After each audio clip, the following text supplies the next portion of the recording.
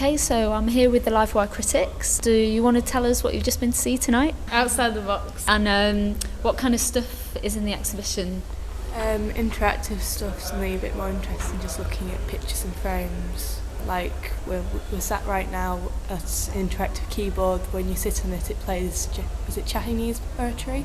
It is very interesting. It's a bit different. Okay.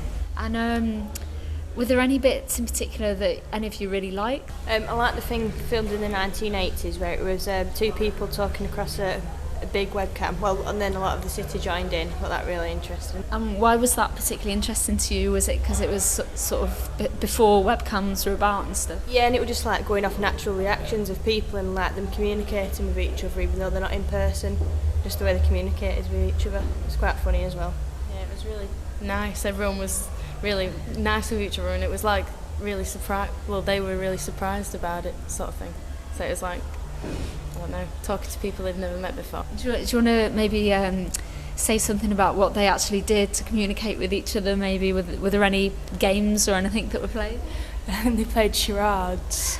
I think it was really interesting. I don't think people these days would do that as much, just the way they're being nice to these people. Never seen them before, and they're just playing charades with people they don't know. And do you think if it was today, do you think it would have the same effect? People are quite used to webcams and interacting with people they don't know, but people aren't really very nice with strangers, especially not in big cities, so I don't really think it would be as uplifting and happy with each other. They might play pranks or something on each other, I don't know. And Lois, what was your favourite piece in the exhibition? I liked the LED show by Jim Campbell. What was that then? It was basically just, it must have filmed footage of people walking in towns and next to roads and things, just really simple film clips, but then instead of showing them on a screen, it was showing them with quite large LEDs, so it was like just the way your eyes adjust to it, and if you squint then it seems really detailed, or if you stand at a certain point it seems really detailed, but then if you just look at it flat on, it's like just lots of blinking lights. And I liked the one where he put the photograph over of what it was and it blurred the people that were behind it, so it just sort of looked really eerie and ghost-like. What about you, Cara? Did you have a favourite at all? I liked the two screens ones as well. I thought that was probably the most interesting. I quite liked the other one with the two computer screens. What's that one called? Dialogue by Christopher Thomas Allen, which was quite interesting as well, just like the style of it.